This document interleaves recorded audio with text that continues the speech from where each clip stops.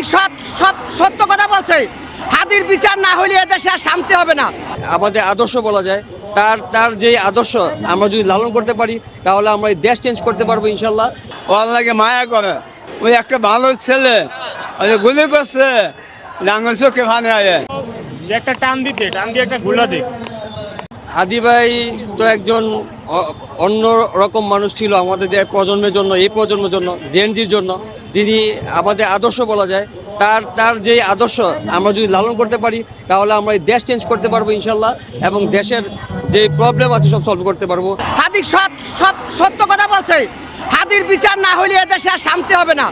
আপনি এদেশে 17 বছর রাষ্ট্র চালায় এত মানুষ, শত শত মানুষ খুন করে পলাই যে আমি কি করছি, উনি কিছু জানে না। উনি দেশটাকে পুরো ধ্বংস করিয়া বস্তা ভরিয়ে টাকা নিয়ে গেছে, আবার আমি কি করছি। আর এই সব জনতা আছে, তারা সব জানে সব। তাদের এইগুলো বিচার হবে, তারপরে এই মঞ্চ ঠান্ডা হবে, আর আগে ঠান্ডা হবে না। ও আল্লাহকে মায়া করে, ওই একটা ভালো ছেলে ওই যে গুলি করছে ডাঙ্গল চোখে ভানে আয় আর অন্য দিকে বেসন যা ও মুখ দিকে চাগায়া, ওর দিকে চাগায়া আমরা মাল ধরেছি, ও চেয়ার সুন্দর দেয়া যা। ওই যে গুলি করলো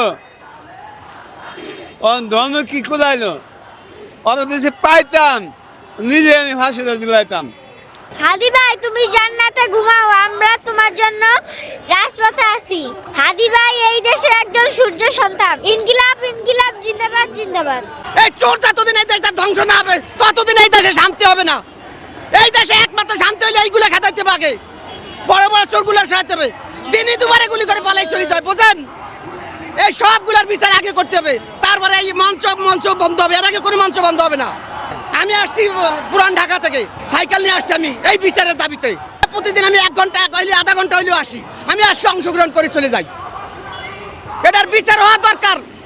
বিচার না হলে এটা হবে না, কোনো মতে হবে না। এ দেশের মানুষ শান্তি পাবে না।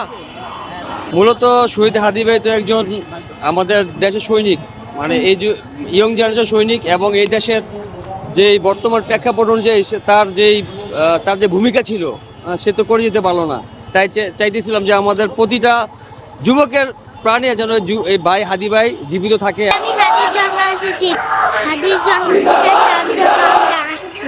ও অনেকদিন যাবৎ মোবাইলে দেখতেছিল, তো দেখে দেখে ওরও ভালো লেগে গেছে।